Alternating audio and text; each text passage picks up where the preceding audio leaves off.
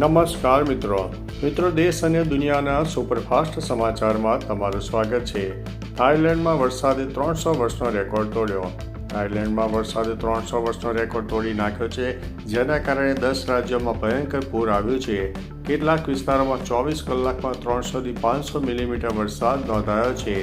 સોંગખલા પ્રાંતના હાટ યાઈ શહેરમાં સૌથી વધુ નુકસાન થયું છે।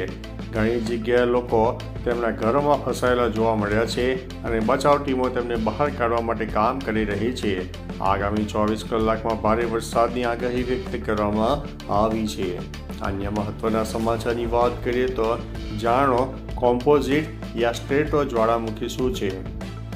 દુનિયામાં ખાસ કરીને ઇન્ડોનેશિયાનો સેમેરુ અને જાપાનનો માઉન્ટ ફુજી અને અમેરિકાનો માઉન્ટ સેનિયર કોમ્પોઝિટ યા સ્ટ્રેટો જ્વાળામુખી પ્રકારનો જ્વાળામુખી છે। આવા પ્રકારના જ્વાળામુખી 5 કિલોમીટર સુધી ઊંચા, ઊભો ઢાળ અને અણીદાર શિખરવાળા ખતરનાક જ્વાળામુખી હોય છે। એના ઘટ્ટ અને ચીકણા લાવામાં રાખ અને ખડકો રહેલા હોય છે। આમાં ઘણા છિદ્રો કે તિરાડોમાંથી જોરદાર વિસ્ફોટ પણ થતા હોય છે। અન્ય મહત્વના સમાચારની વાત કરીએ તો તિરંગાનું અપમાન।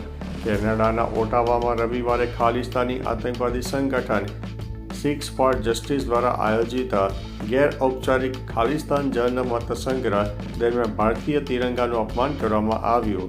આ કાર્યક્રમમાં હજારો કેનેડિયન શીખોએ ભાગ લીધો હતો, જ્યાં અનેક ઉશ્કેરણીજનક નારા લગાવવામાં આવ્યા।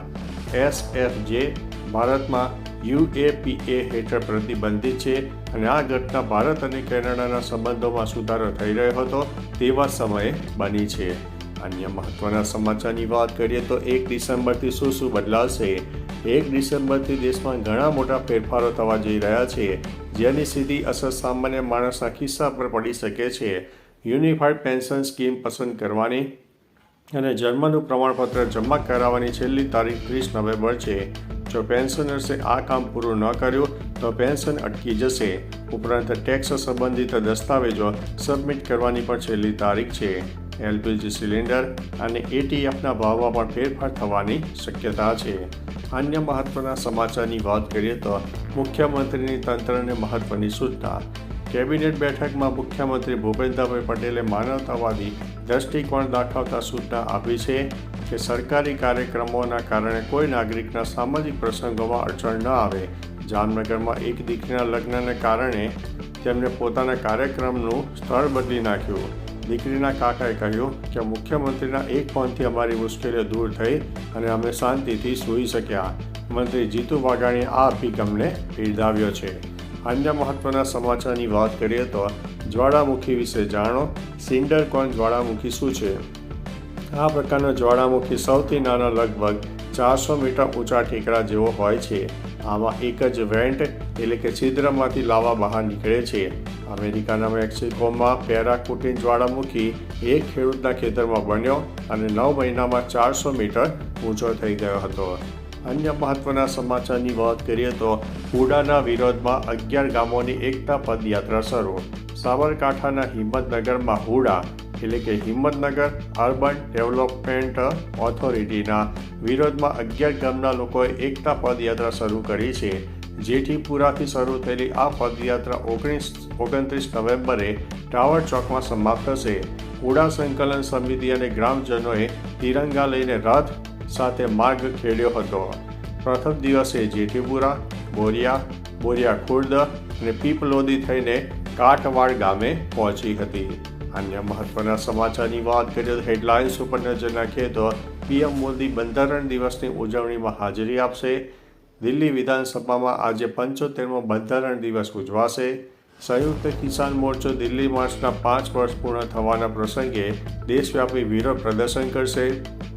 JP નડ્ડાએ બિહાર ચૂંટણીમાં સામેલ તમામ નેતાઓ માટે આજે રાત્રિ ભોજન બેઠક બોલાવી। બ્રાઝિલના પૂર્વ રાષ્ટ્રપતિને 27 વર્ષની જેલની સજા ફટકારવામાં આવી છે। અન્ય મહત્વના સમાચારની વાત કરીએ તો આજે સંવિધાન દિવસ છે। દેશભરમાં ભવ્ય ઉજવણી કરવામાં આવી રહી છે। આજે સંવિધાન દિવસ 26 નવેમ્બર 1949ના રોજ ભારતનું બંધારણ સભા દ્વારા ભારતીય સંવિધાનને અપનાવવામાં આવ્યું। તેની યાદમાં આ દિવસ મનાવાય છે। આ વર્ષના સંવિધાન દિવસની થીમ હમારા સંવિધાન હમારા સ્વાભિમાન રાખવામાં આવ્યો છે. નવી દિલ્હીમાં બંધારણ સદન ખાતે યોજાનારા મુખ્ય સમારોહમાં રાષ્ટ્રપતિ દ્રૌપદી મુર્મુ, વડાપ્રધાન નરેન્દ્ર મોદી સહિત અનેક મહાનુભાવો ભાગ લેશે. અન્ય મહત્વના સમાચારની વાત કરીએ તો 8મા પગાર પંચને લઈને મોટું અપડેટ સામે આવ્યું છે. 8મા પગાર પંચને લઈને લાગુ થવામાં 2028 સુધીનો સમય લાગી શકે છે. ત્યાં સુધીમાં કર્મચારીઓનું મોંઘવારી ભથ્થું ચાલુ રહેશે. સરકારે સ્પષ્ટતા કરી છે કે નવા પગાર પંચના અમલ સુધી ડીએનું કેલ્ક્યુલેશન બેઝિક પેના ટકાવારી તરીકે જ થતું રહેશે. ડીએમાં દર 7 મહિને એટલે કે જાન્યુઆરી અને જુલાઈમાં સંશોધન કરવામાં આવે છે. એટલે કે 8મા પગાર પંચના અમલ પહેલાં પણ કર્મચારીઓને મોંઘવારી ભથ્થું મળતું રહેશે. તો ચાલો મિત્રો, ફરીથી દેશ અને દુનિયાના સુપરફાસ્ટ સમાચાર લઈને મળતા રહીશું. ત્યાં સુધી અમને રજા આપશો. નમસ્તે.